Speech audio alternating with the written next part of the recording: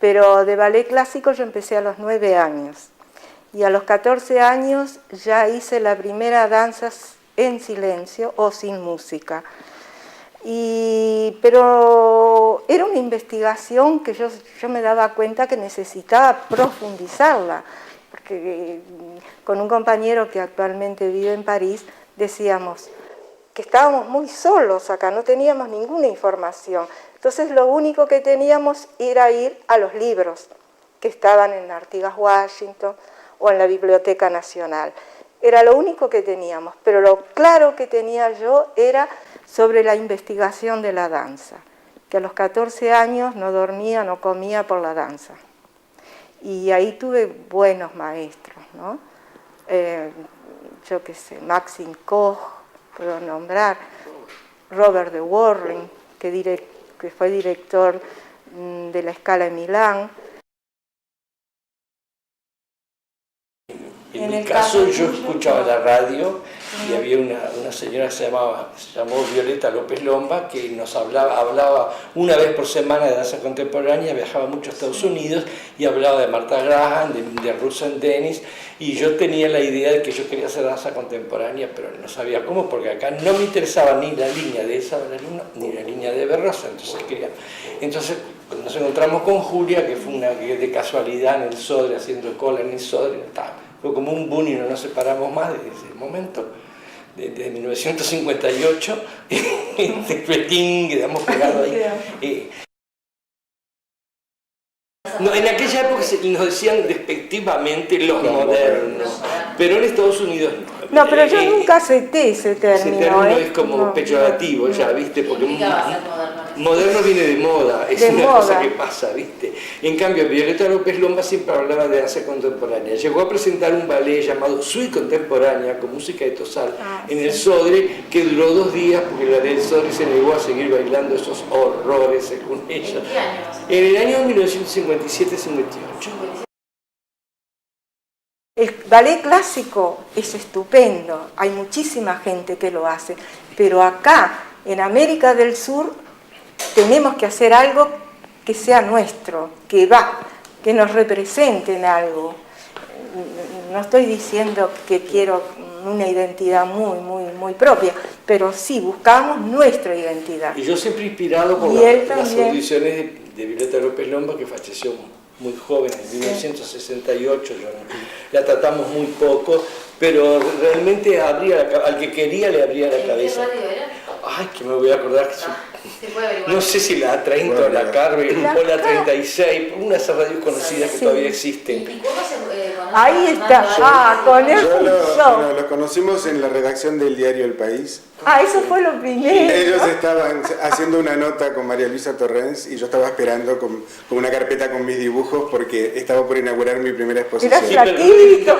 Entonces, una cosa, pero pasó que el día anterior nosotros habíamos ido a hacer la nota, pero la periodista se olvidó que era el día del periodista y no había nadie, entonces lo que nos mandó al otro día apareció. Bueno, y estando ahí en la redacción, cuando terminaron ellos, yo vine a hacer la nota a María Luisa Torrens a mí y los invité, les di una invitación para que fueran a la inauguración, que era a la semana, creo, una cosa así. Sí. Ellos de la inauguración no fueron. Galería U.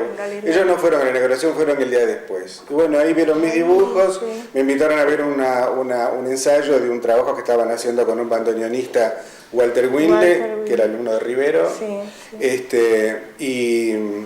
Y bueno, y yo justamente la primera exposición de dibujos que hice en Galería U fue como consecuencia del impacto que yo tuve de ver en televisión, en el Canal 5, el ballet triádrico de Schlemmer, que lo pasaron íntegro en el Canal 5, vayas a ver esas cosas extrañas que a veces suceden. Entonces, todos esos personajes extraños vestidos como con alambres, y con sombreros brillantes y cosas raras, a mí me impactó tanto que hice toda una serie de dibujos que estaba un poco basado más en el circo, tal vez, porque tenía algo de personajes de circo también. Ahora podríamos decir que parecían personajes del Cirque du Soleil, ¿no? Visto ahora.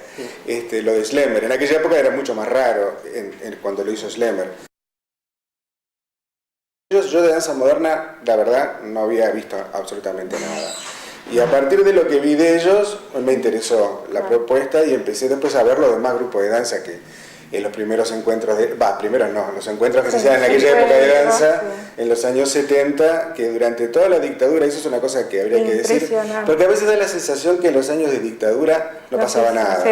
pero los bailarines siguieron haciendo los encuentros de danza en la Alianza Francesa, en los institutos culturales extranjeros, y iba bastante público, y se podía ver todo el panorama de lo... Bueno, ahora se sigue haciendo también, ¿no? Con los grupos nuevos, y se veía todo el panorama de lo que había ahí. Y siempre lo que hacíamos nosotros caía, digamos, un poco más raro que el resto, ¿no? Siempre. Porque parecía que no tenía de qué gajo salía el tema. Porque vos viste que en la danza moderna hay como un árbol genealógico, en el cual, por un lado Martha Graham, por el otro lado Dory Humphrey, y José Limón, y papá, y más o menos, y después está el tronco de Merce Cunningham, del que sale un poco Graciela, y todo eso hay como referencias, pero lo que hacían ellos era como nacido de nada, ¿viste? Claro, nacido de los maestros de danza que habían en ese momento, ¿no? Porque Maxim Koff fue alumno de Boris Niasse del Colón de Buenos Aires, que fue un gran maestro. Pero él me decía, ¿cómo puede ser, Julia, que de mañana hagas ballet y de noche te veo en el Odeón haciendo happening?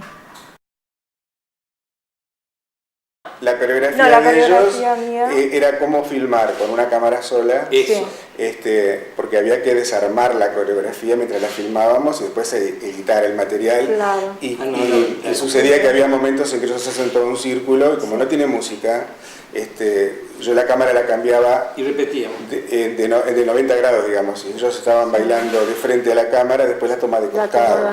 Entonces el tema era cuando yo cortaba, si Claudio tenía el brazo acá y Julia la pierna ahí, tenían que estar igual para hacer el empalme y que no quedara como... Entonces mi primo Henry Martínez, que era el que hizo la fotografía de esa primera película, que no me animé a hacer la fotografía yo, pero yo sí manejé la cámara, me decía, pero ¿ustedes están seguros de lo que están haciendo? Miren que no va a coincidir. Es imposible que coincida. Vos déjame a mí, lo ensayábamos 2 o 3 veces y filmábamos 1 a 1. En el peor de los casos 2 a 1, no 10 a 1 como aconseja hacer en cine 10 tomas para quedarte con uno. No teníamos dinero, era muy caro hacer cine. ¿Y la luz? La luz era la luz de claraboya, como en la película de cine mudo, que se usaba la luz de la claraboya. Y ahí hay una toma que yo la veo. Nosotros abrimos una pierna y abrimos los brazos y los volvemos a cerrar. Cuando abrimos los brazos se nubló.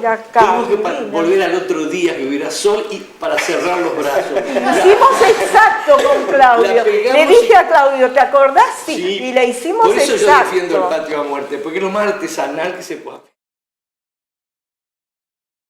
Cuando fuimos al Teatro Alvear, ¿te acordás? Que bailamos una danza, todos bailaban cosas extravagantes. Nosotros pedimos un cenital, una cosita de nada, y bailamos ahí una danza erótica con Claudio. Una cosa que no te lenta, y una cosa que no se movía, sin silencio, y vos pasabas las proyecciones, ¿te acordás? Atrás en el escenario. Yo dije, bueno, acá no sé. Y terminamos la danza y nadie aplaudía nada. Sí, pero viste que después... Todo el mundo quedó así, claro, porque yo le dije a Julia, digo, los argentinos se van a ir con todo. Escenografía, vestuario, música. La única forma que podés que se acuerden de lo que vas a hacer, baila en silencio. Ellos te van a tirar con Piazzolla, con jazz, con todo lo que tienen. Baila en silencio. Y esa noche, en la cena después, estaba Renata Jotelius, y la Renata Jotelius la agarra a Julia y le dice con cara de enojada, pero señorita, ¿usted cree que descubrió algo bailando en silencio? Mire que eso es antiguo, ¿eh? Por supuesto, ya sabemos, le dije a Julia, ya sabemos que en los años 20 se bailaba en silencio. Claro. Entonces en ese momento yo quiero rescatar lo que nos enseñó tanto Teresa Trujillo como Graciela Figueroa, que nos dieron bases de técnica Graham y de técnicas mixtas. Después con esas técnicas no vas a bailar como Martha Graham, porque yo no soy Martha Graham ni ella, pero sabes cómo colocar el cuerpo, dónde tenés que pisar, cómo tenés que pararte, y gracias a esa técnica podés hacer tu propio estilo, ¿te das cuenta? Pero yo creo porque John decía que cada danza tiene su propio estilo, y es cierto. Y yo agradezco que pude tomar clase con ellos acá en el Uruguay sin tener yo que viajar, que era imposible. Con Anik Mukuberta. Y Anik